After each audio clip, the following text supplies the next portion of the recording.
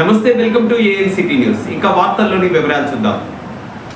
August 31, September 1, 2 తేదీల్లో హైదరాబాద్లో జరిగే పీఓడబ్ల్యూ రాష్ట్ర 7వ మహాసభలను విజయవంతం చేయాలని కోరుతూ శుక్రవారం భద్రాద్రి కొత్తగూడెం జిల్లా ఇల్లెందు పట్టణంలో భారీ ప్రదర్శన నిర్వహించారు.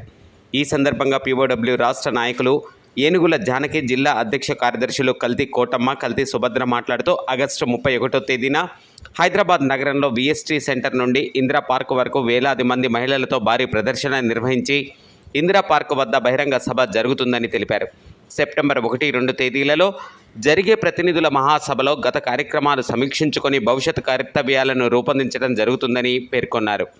మహిళలు అధిక సంఖ్యలో కదిలి మహాసభలను జయప్రదం చేయాలని కోరారు.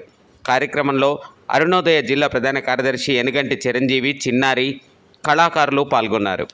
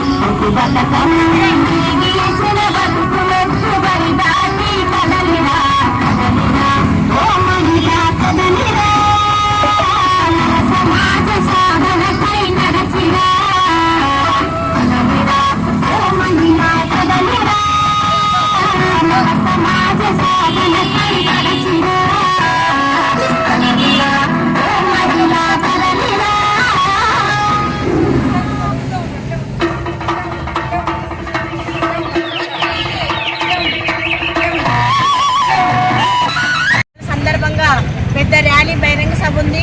ఆ బహిరంగ సభకి ఎక్కువ సంఖ్యలో పాల్గొని జయప్రదం చేయాల్సిందిగా కోరుతూ ఈ ర్యాలీ ఉద్దేశం కూడా అదే.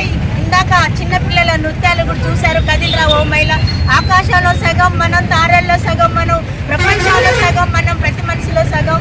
గత 3 శతాబ్దాలుగా మన ప్రగతిశీల మహిళా సంఘం ఈ రాష్ట్రంలో కానీ కేంద్రంలో కానీ పనిచేస్తూ ఉంది. స్త్రీలపై అనేక దాడులను అరికట్టడానికి ఎన్నో వేల పోరాటాల ద్వారా కొన్ని చట్టాలను తీసుకొని వచ్చుకుంటే ఆ చట్టాలను ఇప్పుడున్న బీజేపీ గవర్నమెంట్ మొత్తం కాలరాసి ఆ చట్టాలను రద్దు చేసి నిన్నగాక మొన్న కలకత్తాలో డాక్టర్ చదువుకునే అమ్మాయి మౌనితని అతి దారుణంగా ఆ యజమాన్యమే 10 మంది రేపు చేసి చంపినా కూడా ఆ తల్లిదండ్రులకు సమాచారం ఇచ్చి ఆ తల్లిదండ్రులు 8 గంటలకు వస్తే 3 గంటల వరకు కూడా తల్లిదండ్రులను అమ్మాయిని చూపించకుండా అతి దారుణంగా హత్య చేసిన ఆ హాస్పిటల్కు, కలకత్తా హాస్పిటల్కే దక్కింది. ఇలాంటి మహిళలపై అనేక రకాల దాడులు జరుగుతూ ఉన్నాయి. ఈ దాడులను అరికట్టాలని ప్రగతిశీల మహిళా సంఘం 7వ రాష్ట్ర మహాసభల ఉద్దేశము.